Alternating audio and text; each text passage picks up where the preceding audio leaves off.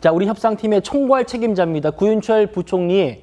여기 총력전 힘을 보탤 한 사람이 더 있다고 합니다. 바로 우리 조선업계 빅3 중에 한 곳인 한화의 김동관 부회장입니다. 구윤철 부총리 얘기 방금 들으신 대로 우리 정부의 비장의 카드가 바로 미국 조선업을 다시 위대하게 마스가 프로젝트인데요. 여기에 김동관 부회장이 큰 힘이 되줄 걸로 정부는 기대를 하고 있습니다. 다음이요. 아시는 것처럼 한화그룹은 김승현 회장부터 트럼프 가문과 긴밀한 관계를 이어오고 있다고 지금 알려져 있습니다. 김동관 부회장도 트럼프 취임식 그리고 취임식 이후에 VIP들만 참석한다는 무도회에도 참석을 했었죠. 차 교수님, 네. 이 마스가 프로젝트의 핵심 축이 한화그룹이라고 평가받습니다. 정부가 역할을 기대하고 있는 것 같은데요. 좀 어떻게 보십니까? 사실 지금 한화가 몇 년 전에 인수했던 그 대우조선해양이 지금 상당히 그 한화그룹의 새로운 하나의 그 성장 동력으로 지금 강하게 작용하고 있고, 인수하고 난 뒤에 상당한 또 이렇게 사업적으로 진척하는 그런 모습을 보이고 있잖아요.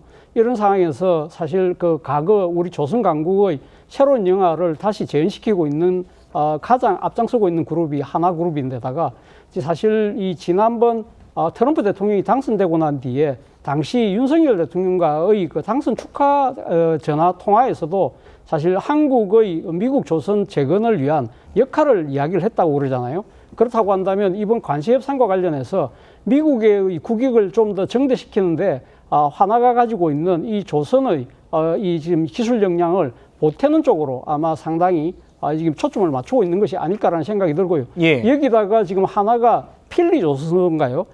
그 미국 내에 있는 현지 조선소도 지금 인수를 해서 거기에 미 군함을 지금 그러니까 지금 수리하고 있는 그런 또 이 나름대로의 노하우를 갖고 있기 때문에 이런 모든 것들을 그 한국 정부, 우리 정부 입장에서 고려했을 때는 아마 중요한 하나의 협상 딜로 충분히 활용할 수 있다는 그런 판단에서 아마 하나 측의 협조를 그러니까 요청을 했고, 기꺼이 하나가 여기를 책임지고 지금 뛰고 있는 것 같습니다. 예, 지금 산자부 장관을 비롯해서 통상교섭본부장 그리고 구윤철 부총리까지 미국으로 날아갔는데 여기에 대해서 우리 민간 외교까지 힘을 보태고 있는 상황이랍니다. 그만큼 이번 미국과의 이 관세 협상이 앞으로 우리나라 경제에 미칠 파장이 크다는 얘기입니다.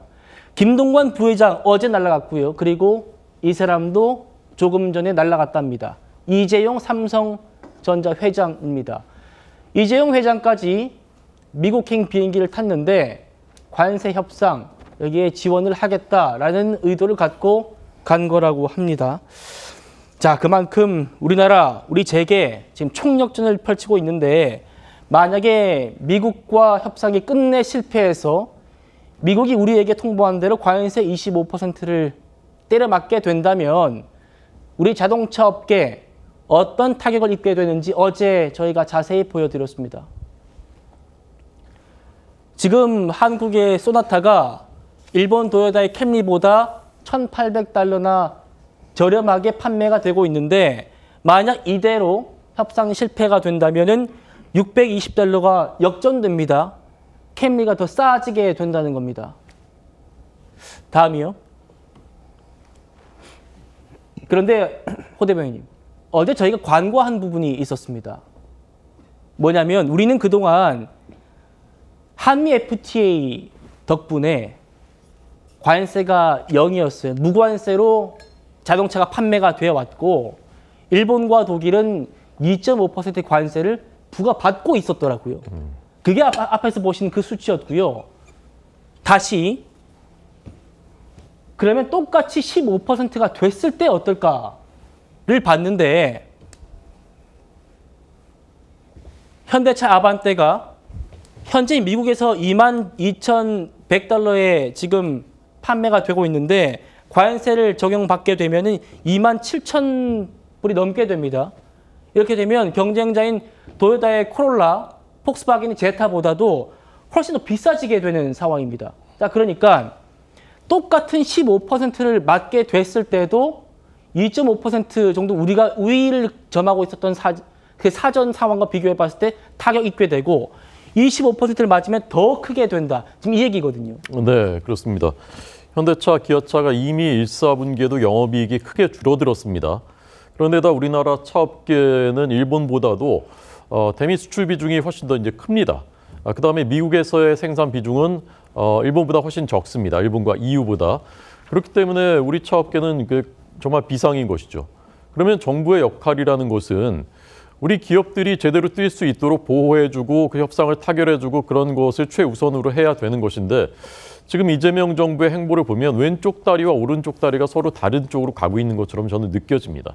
지금 저렇게 기업인들까지 앞장세워서 미국으로 날아가서 다 민관 협력해서 총력을 기울여야 되는데 국내에서는 반기업 행보 계속해서 이어지고 있습니다. 기업들을 어떻게 하면 못 살게 하고 기업들이 어떻게 하면은 제대로 일을 못하게 할지를 연구하는 것과 똑같아요. 지금 한화 김동관 부회장은 가서 한다고 하는데 노란봉투법 때문에 최근에 한화오션이 조선업이거든요. 한화오션이 불법 파업 때문에 엄청난 피해를 입었습니다.